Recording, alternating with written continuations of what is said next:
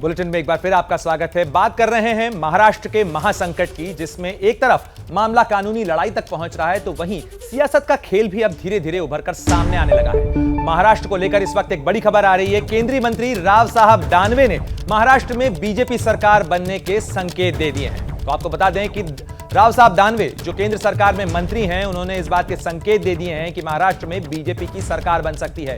दानवे महाराष्ट्र के स्वास्थ्य मंत्री राजेश टोपे के साथ जालना में एक कार्यक्रम में शामिल हुए थे, जहां दानवे ने राजेश टोपे को सलाह दी कि वो अपना काम जल्द निपटा लें। साथ ही उन्होंने एक और बड़ा बयान भी दिया। उन्होंने कहा कि अभी 2-3 दिन वो विपक्ष में हैं। यानी राव साहब दानवे जो बीजेपी के नेता हैं, उनकी तरफ से यह संकेत दिया गया कि महाराष्ट्र में बीजेपी की सरकार बन सकती है। और एक कार्यक्रम के दौरान जहां वो महाराष्ट्र के स्वास्थ्य मंत्री के साथ मंच साझा कर रहे थे, वहां से उन्होंने कहा कि आप अपनी जल्दी से अपना काम निपटा लीजिए, क्योंकि कुछ ही दिन वो विपक्ष में है, यानी बीजेपी विपक्ष में है और उसके बाद सत्ता में आ सकती है। दूसरी तरफ बीजेपी के महासचिव कैलाश विजयवर्गीय ने भी संकेत दिए थे कि जो बागी विधायक हैं वो बीजेपी के साथ संकेत में है, इससे इनकार नहीं किया जा सकता। सुनवाते हैं आपको राव साहब दानवे ने क्या कहा।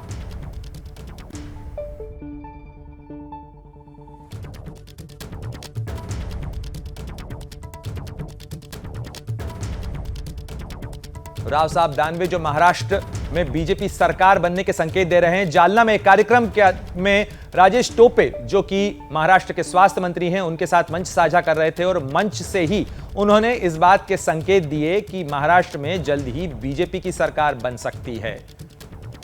केंद्रामध्ये मंत्री आहे, भैयासाहेब राज्यामध्ये मंत्री आहे। मला तर काय आता मंत्री होऊन 2.5 वर्ष झाले, 12-14 वर्ष तुम्हाला उरायले। तर 14 वर्षामध्ये तुम्ही जे जे केलं आणि अजून काही करायचं राहिलं तेवढं लवकर करून घ्या, वेळ निघून जायला लागली। त्याच्यामुळं पुढच्या काळामध्ये जर तुम्हाला संधी पाहिजे असेल तर त्याचाही विचार आपल्याला करता येईल। पण जिल्ह्यामध्ये बऱ्याच गोष्टी अजून आपल्याला बाकी आहे। तर टोपे साहेब, अजून मी 2-3 दिवस विरोधी पक्षात आहे आणि माझी बाजू मी तुमच्या पुढे मांडली पाहिजे। तो आप सुन रहे थे केंद्रीय मंत्री राव साहब दानवे को जो चुटकी लेते हुए तंज कस रहे थे महाराष्ट्र के स्वास्थ्य मंत्री राजेश टोपे पे, जो मंच पर मौजूद थे। बहरहाल महाराष्ट्र के इस सियासी संकट पर बड़ी कवरेज के साथ हम हाजिर हैं। साथ ही जगह जगह से, यानी मुंबई से, गुवाहाटी से हमारे तमाम रिपोर्टर्स जुड़ रहे हैं। साथ ही दिल्ली में हमारे सहयोगी निपुण सहगल भी मौजूद हैं, जो सुप्रीम कोर्ट में मौजूद हैं, जहां इस पूरे मामले को लेकर आज महत्वपूर्ण सुनवाई होनी है। हमारे सहयोगी मृत्युंजय मातोश्री जो कि ठाकरे परिवार का घर है, वहां से मौजूद हैं। रौनक कुकड़े महाराष्ट्र विधानसभा में मौजूद हैं, जहां डिप्टी स्पीकर के सामने आज बागी विधायकों को जवाब देने हैं। साथ ही सूरज ओझा गुवाहाटी के उस होटल रेडिसन ब्लू के पास मौजूद हैं, जहां विधायकों का जमावड़ा मौजूद है बीते 6 दिनों से। और साथ ही ये तमाम विधायक जो हैं, इनके साथ संख्या भी बढ़ती जा रही है। तो बहरहाल इन तमाम चीजों के ऊपर बात करेंगे, लेकिन सबसे पहले मैं रुख करना चाहूंगा मेरे सहयोगी निपुण सहगल का। निपुण, आज इस पूरे मामले पर कानूनी लड़ाई का दरवाजा भी खुलने जा रहा है और अखाड़ा बनेगा सुप्रीम कोर्ट, जहां पर याचिकाएं दाखिल की गई हैं। क्या होना है और किस तरीके से सुनवाई आज किस वक्त शुरू होगी? बिल्कुल प्रणय, आज कानूनी लड़ाई शुरू होने जा रही है इस मसले पर। और जस्टिस सूर्यकांत और जस्टिस जमशेद पारदीवाला की अवकाशकालीन बेंच है, जो आपात स्थिति में, चूंकि इस मामले का जिक्र कल रजिस्ट्रार के सामने किया गया था कि इसको जल्दी सुनना ज़रूरी है, तो ऐसे में वैकेशन बेंच के सामने ही ये मामला लग गया है। आइटम नंबर 34 और 35, 34 और 35 के रूप में, यानी 12 साढ़े 12 बजे के आसपास ये मामला लग सकता है। जहाँ तक क्या होने की बात है कि क्या हो सकता है आज, इसमें देखिए सबसे जो ज़रूरी पॉइंट है, क्योंकि डिप्टी स्पीकर के सामने आज बागी विधायकों को जाना है, तो वो सबसे अहम बिंदु होगा चर्चा का कि जिनके खिलाफ अविश्वास प्रस्ताव या उनको पद से हटाने का प्रस्ताव दिया जा चुका था, वही कार्रवाई कर रहे हैं। तो मुझे लगता है कि मुख्य रूप से इस पर जोर होगा और इस पर रोक हासिल करने की सबसे पहले कोशिश की जाएगी। उसके बाद वो तमाम बिंदु उठेंगे कि जब विधायकों का बहुमत एकनाथ शिंदे के साथ है तो किस तरह से नया विप नियुक्त किया गया, किस तरह से विधायक दल का नया नेता अजय चौधरी को नियुक्त किया गया, ये सारी बातों पर जोर दिया जाएगा। लेकिन जो सबसे ज्यादा जोर दिया जाएगा वो इस बात पर कि डिप्टी स्पीकर जो कार्रवाई कर रहे हैं उस पर रोक लगाई जाए।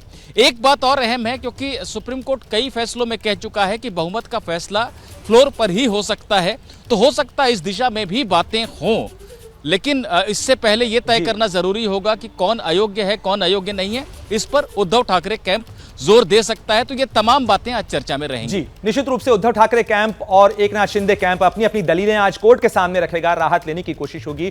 लेकिन ये राहत है किस चीज से? ये राहत है महाराष्ट्र विधानसभा के डिप्टी स्पीकर ने जो नोटिस दिया है इन बागी विधायकों को और अपना एक्सप्लेनेशन देने के लिए कहा है उस मामले पर। तो हमारे सहयोगी रौनक कुकड़े महाराष्ट्र विधानसभा के सामने हैं, वहां से मौजूद हैं, हमारे साथ जुड़ रहे हैं। रौनक, जिस तरीके से डिप्टी स्पीकर ने नोटिस दिया है, आज 5:30 बजे तक का वक्त इन बागी विधायकों को दिया गया है, महज 8 घंटे के करीब का वक्त बचा है अब इनके जवाब को दाखिल होने में। क्या कुछ आगे होने वाला है? क्या यह समय बढ़ाया भी जा सकता है?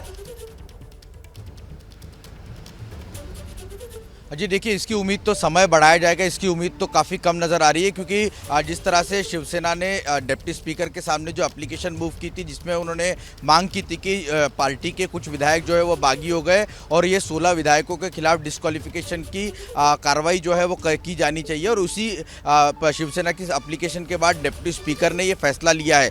उन्हें नोटिस 2 दिन पहले ही भेज दिया गया था और कहा गया था कि सोमवार शाम 5:30 बजे तक लिखित तौर पर अपना जवाब जो है वो यहाँ पर सबमिट करा सकते हैं। लेकिन पूरा खेल जो है वो सुप्रीम कोर्ट के फैसले पर निगाहें जो है वो टिकी हुई है। अगर सुप्रीम कोर्ट इस पर रोक लगा देता है या स्टे दे देता है तो फिर तो मामला यहीं खत्म हो जाएगा और देखना महत्वपूर्ण होगा कि सुप्रीम कोर्ट इस पर क्या रूलिंग देता है, क्योंकि जो 2 मुद्दे लेकर शिंदे कैंप जो है वो सुप्रीम कोर्ट का दरवाजा खटखटाया, उसमें सबसे महत्वपूर्ण है कि जिस डिप्टी स्पीकर के खिलाफ ऑलरेडी अविश्वास का प्रस्ताव आया हुआ है वो इस तरह के फैसले कैसे ले सकता है। और इसी को लेकर निगाहें सबकी सुप्रीम कोर्ट पर टिकी हुई है। हालांकि विधान भवन की अगर बात की जाए तो यहाँ पर भी सारी तैयारियां हैं। अधिकारी जो है वो सुबह ही यहाँ पर पहुंच चुके हैं। अगर किसी का लिखित तौर पर जवाब आता है तो उस पर हियरिंग होगी और उसके बाद डिप्टी स्पीकर जो है वो आखिरी फैसला ले सकते हैं।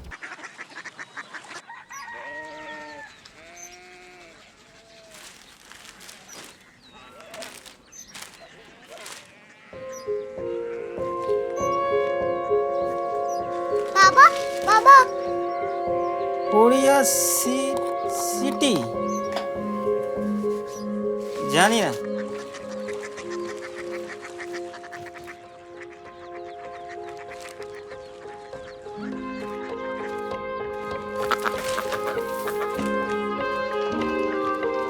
Korea city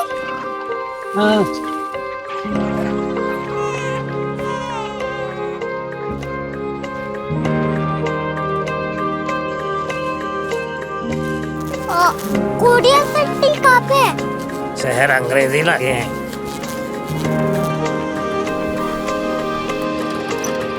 Korea city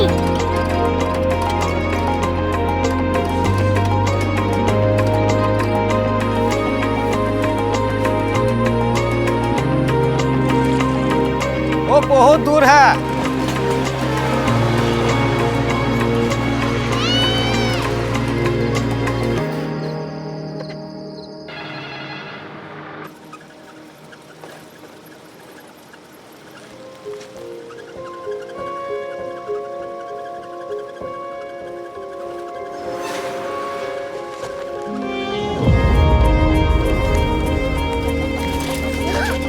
Korea city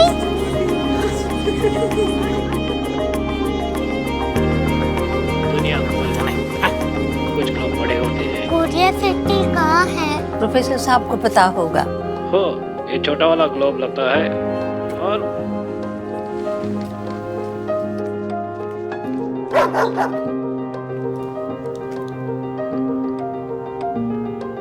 पता नहीं, मेरी बेटी से जाके मिल लो, शायद उसे मालूम हो।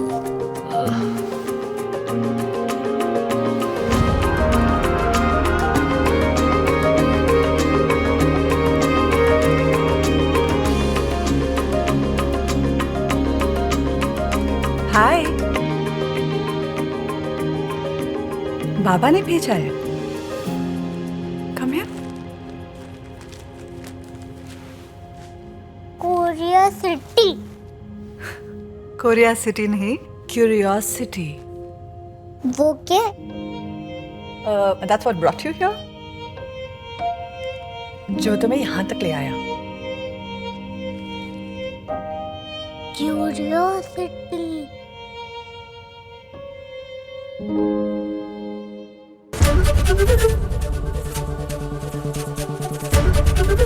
एबीपी न्यूज आपको रखे आगे।